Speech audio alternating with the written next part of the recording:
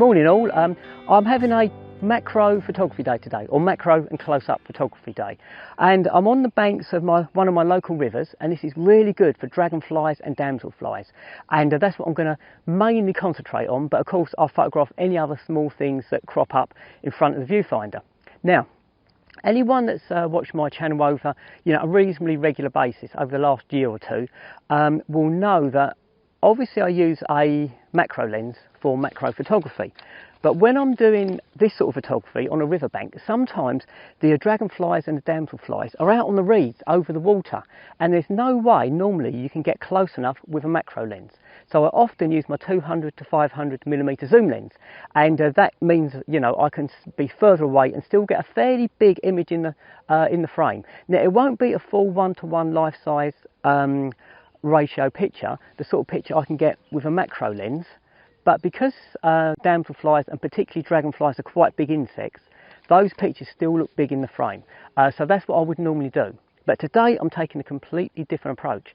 I'm going to use my 105 macro lens all day. It's on my Z6 II mirrorless camera body, Nikon body, and what I'm going to do today is I'm getting in the water. I've got my waders on, and if I get in the water, it means I can get closer to these insects and get these really life-size ratio pictures. And a life-size ratio picture, a 1-to-1 reproduction, basically means you can focus close enough with a macro lens for that insect to appear life-size on the digital sensor, which basically means if I was to take a picture of a bug that's 15 millimeters long, and then I was to measure that image on the digital sensor, or on a piece of film, for example, it would also be 15 millimeters long. So I've recorded it life size, and that's what a macro lens enables you to do, because you can focus really close. And I can't get that sort of magnification if I use my 200 to 500 millimeter zoom. So that's it. That's all good, folks. I've already been in the water once, and I've got a couple of shots in the bag. So I'm getting in again now, and yeah, it's, I think, a really fantastic approach. So I'm going to say bye for now, and I'm going to start shooting pictures, hopefully.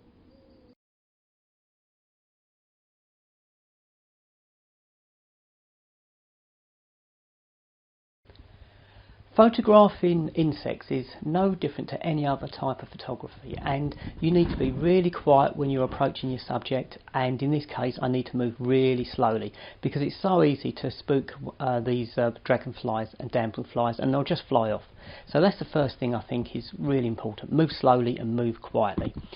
And then I don't know if you can see in this video, but when I'm photographing close up like this, and I'm doing a 1-to-1 life-size ratio, so I'm very close to my subject, I use manual focus. I don't rely on the autofocus because I tend to find it's not accurate enough. So I use a focusing ring to get the subject as in focus as I can, and then I'll rock backwards and forwards, just very slightly backwards and forwards, and you'll see the insect you're photographing snap into focus and then move out of focus as you move with that slight rocking backwards and forwards, and as soon as it's in focus you hit the shutter button. And I find this is a really successful way to get really sharp photographs of really close-up subjects. It's not completely foolproof. You will sort of get lots of out of focus pictures as well, but I find this quite a successful way to photograph these animals. Now I would have got more pictures from my morning's photography, but my waders leaked, so I had to get out of the river a lot earlier than expected. So I've got a nice set of pictures, and I'm really pleased with what I got, and I'll certainly be doing this again when I've got waders that don't leak. But yeah, one of the waders, only one side, filled up with water. No, our rivers are not as clean as they used to be, so I didn't stick around. I'd already checked to make sure I didn't have any cuts on my hands, on my feet, on my legs, because our rivers do carry quite a few viruses and quite a few types of bacteria, and just a case of keeping yourself safe. At the end of this clip of video, there's 4 pictures of demoiselles. The first 3 are of a male banded demoiselle, and then the last picture is, I believe, a scarce blue-tailed demoiselle. And one of the things I wanted to talk about was depth of field, because when we shoot macro photographs we've got a very shallow depth of field, which means not much of that subject, and in this case these insects are going to be in focus.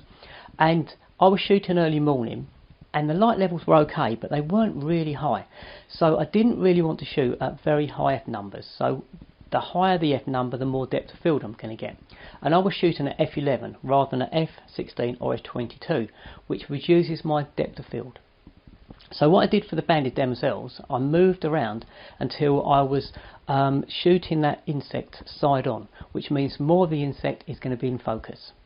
Whereas on the last picture, if you look, because I'm shooting down the length of the body of the demoiselle, only the head and the eyes are in focus, and the body is flowing out of focus very, very quickly. So although we can't increase our depth of field unless we change the F number we're shooting at, what we can do is change our composition so that we can get more of the insect in focus by changing the direction that we're shooting at. So in this case, side on rather than down the length of the insect. If you enjoy this video, if you can give it a like, that would be great. It really helps my channel. And if you haven't already subscribed, if you could consider subscribing, that would also be brilliant. The more people subscribe, the better, obviously. And I'm building up, hopefully, a nice community of photographers on this channel.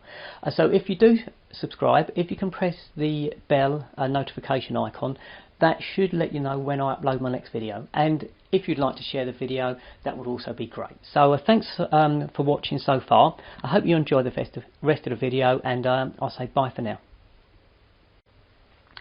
Right at the end of this video, there's a picture of what I believe is a female ruddy darter, which is a dragonfly.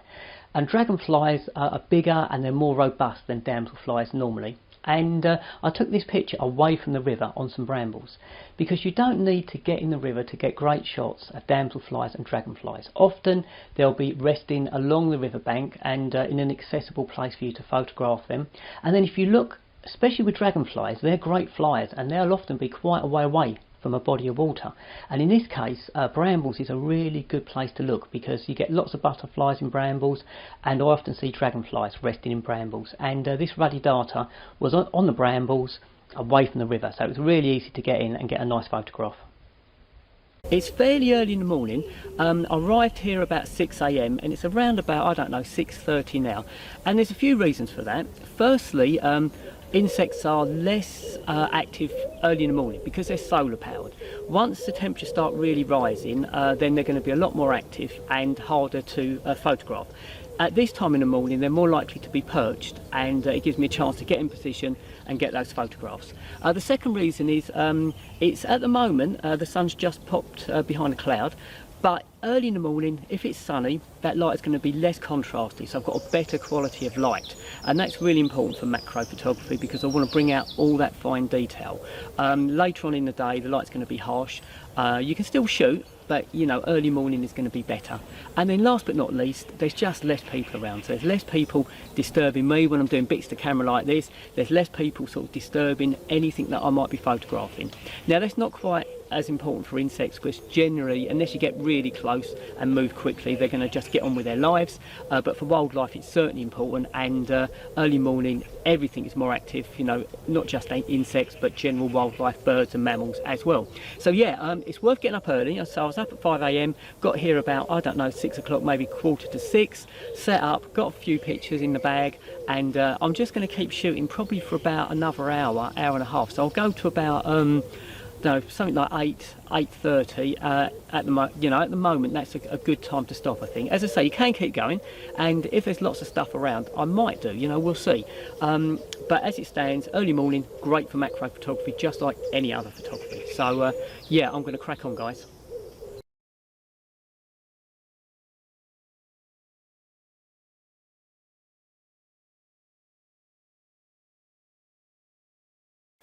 One thing I think I ought to mention is I'm not suggesting anybody viewing this video goes jumping in the rivers looking for macro photography opportunities.